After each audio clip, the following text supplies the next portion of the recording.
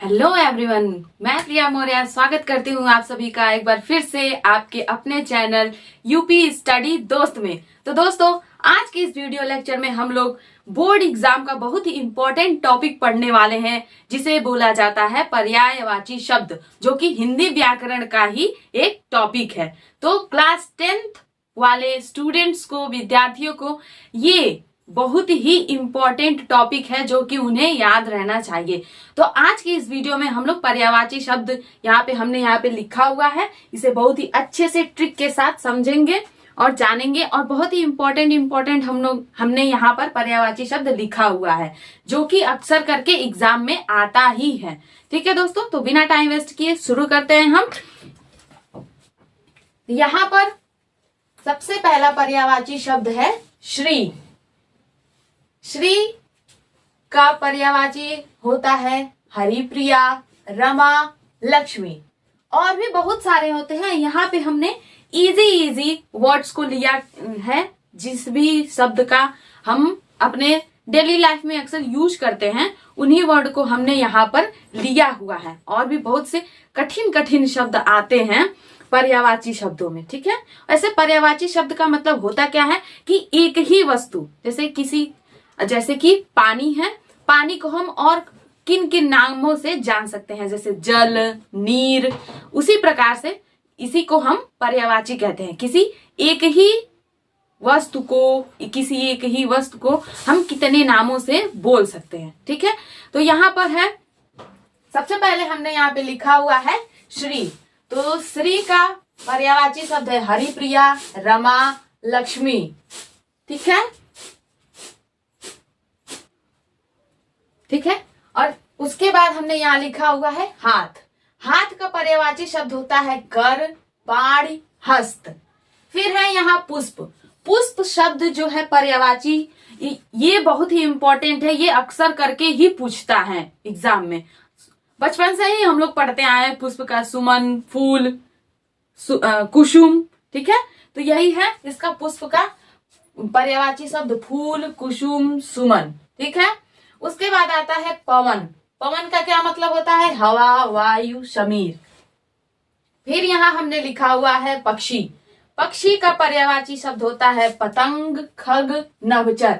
नभचर का मतलब होता है, नभ का मतलब होता है आकाश, और चर का मतलब चलने वाला, भ्रमण करने वाला, यानी कि आसमान में उड़ने वाला पक्षी। तो नभचर भी हम बोलते हैं पक्षी को।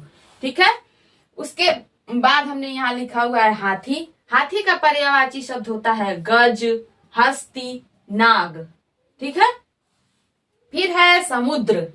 समुद्र, वैसे हमने यहाँ बोला समुद्र, कितने लोग समुद्र को समुंदर बोलते हैं। समुद्र नहीं होता है, समुद्र होता है, न नहीं उसमें होता है। ठीक है, तो यहाँ है समुद्र। समुद्र का पर्यायवाची शब्द होता है सागर, जलधि, सिंधु।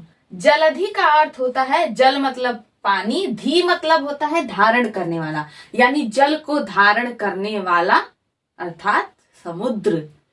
ठीक है, फिर है यहाँ सूर्य। सूर्य का पर्यायवाची शब्द होगा सूरज, दिनकर, प्रभाकर।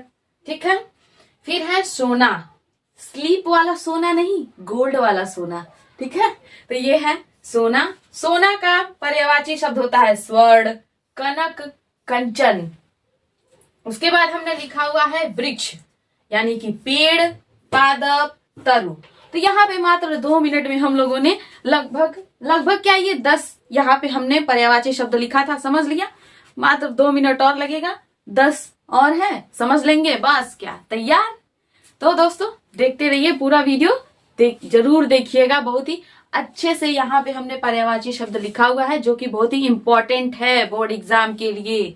ठीक है, तो ध्यान से पढ़िए और उसको समझिए। यहाँ पे हमने लिखा हुआ है गणेश। गणेश का पर्यायवाची शब्द होता है एक दंत, गणपति, लंबोदर। ठीक, उसके बाद है देवता। देवता का पर्यायवाची शब्द होता है शूर, देव, अमर।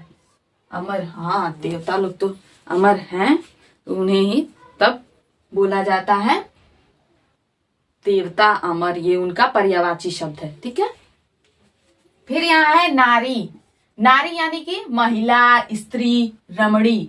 ठीक, फिर यहाँ है पति, पति का पर्यायवाची शब्द होता है बालम, साजन, स्वामी, और भी बहुत सारे नाम है उनका पर्यायवाची शब्द। ठीक है, फिर यहाँ हमने लिखा हुआ है पत्नी का पर्यायवाची शब्द, पत्नी का होगा प्रिया, वधु, वामा।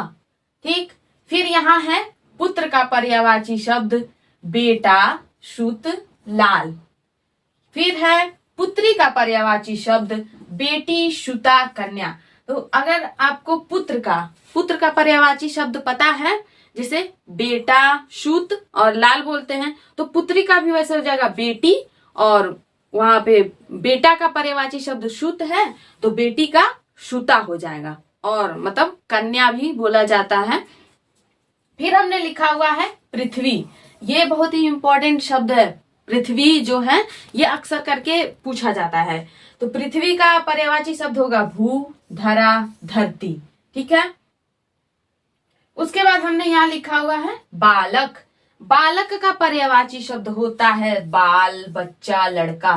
अच्छा, ये वर्ड अक्सर लोग एक ही साथ बोलते हैं, बाल बच्चा, लड़का बच्चा, है ना। भोजपुरी में अक्सर बोला जाता है ये कि हमारे लड़का बच्चा, बाल बच्चा, तो वही जो है ये पर्यायवाची शब्द ही है, एक ही साथ सब लोग बोल देते हैं एक ही नाम को कितने बार। ठीक है, तो वही बालक का पर्यायवाची शब्द होता है बाल, बच्चा, लड़का। ठीक है, उसके बाद है सर्प, सर्प यानी कि सांप, नाग, विषधर। फिर यहाँ लास्ट है राजा, राजा का पर्यायवाची शब्द होता है नृप, नरेश, नरपति।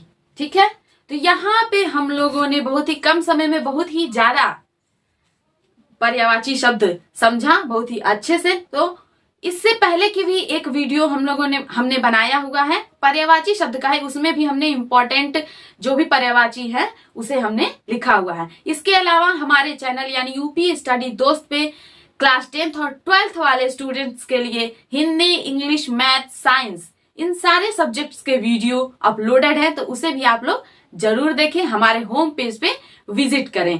ठीक है दोस्तों, तो ऐसे ही अच्छे अच्छे वीडियोस को देखने के लिए बने रहिए यूपी स्टडी दोस्त के साथ। मिलते हैं नेक्स्ट वीडियो में, तब तक के लिए बाय बाय, टेक केयर।